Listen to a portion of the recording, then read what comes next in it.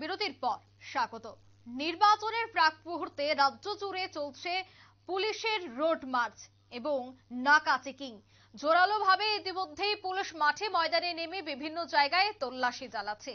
তারই মধ্যে খবর, 6 কোটি টাকার ইয়াবা ট্যাবলেট সহ 2 নেশা কারবারিকে আটক করেছে পুলিশ। ঘটনা দামছড়া থানা এলাকায়। জানা গেছে দামছড়া থানা নাকা চেকিং এ বসেছিল ওসি সঞ্জয় মজুমদার, আর সেখানেই ত্রিপুরা প্রবেশের পথে একটি গাড়িতে তল্লাশি চালানো হয়। গাড়ির পেছনে একটি ব্ল্যাঙ্কেটের ভেতরে সব বান্ডিলে 60,000 ইয়াবা ট্যাবলেট উদ্ধার করা হয়, যেগুলির বাজার মূল্য আনুমানিক 5 থেকে 6 লক্ষ টাকা বলে জানাচ্ছেন পুলিশ আধিকারিকরা।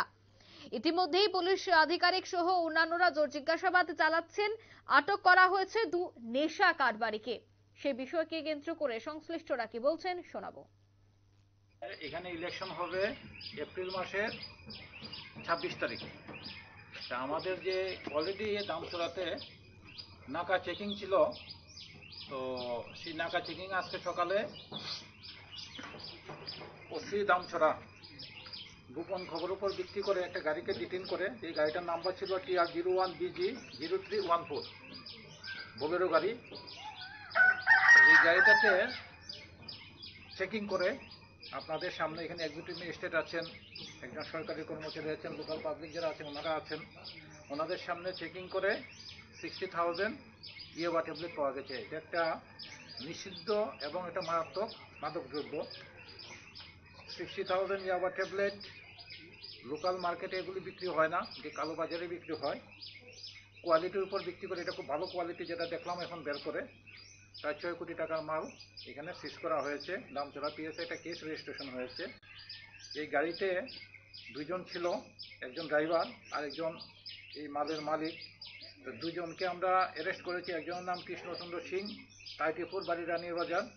আর একজনের নাম হলো মোহাম্মদ মামুন হোসেন, 32, বাড়ি হলো বিশালগড়। তো এই মামলাতে ইনভেস্টিগেশনের সময় দেখা যাবে আর কে কে জড়িত আছে, তাদেরকে অ্যারেস্ট করা হবে। Thank you. আপনারা শুনলেন পুলিশ আধিকারিকের বক্তব্য। ইতিমধ্যে ইনভেস্টিগেশন করা হচ্ছে কারা জড়িত রয়েছে এবং সেই গাড়িটি কোথায় যাচ্ছিল, কারাই এই নেশা কারবারের সাথে জড়িত রয়েছে, কারাই বা বহিরাজ্য থেকে রাজ্যে গাঁজাগুলি বা ইয়াবা ট্যাবলেট সহ বিভিন্ন নেশা সামগ্রীগুলি রাজ্যে আনছে। প্রত্যেকটা বিষয় নিয়ে ইতিমধ্যেই পুলিশ তদন্ত করছে বলে জানাচ্ছেন।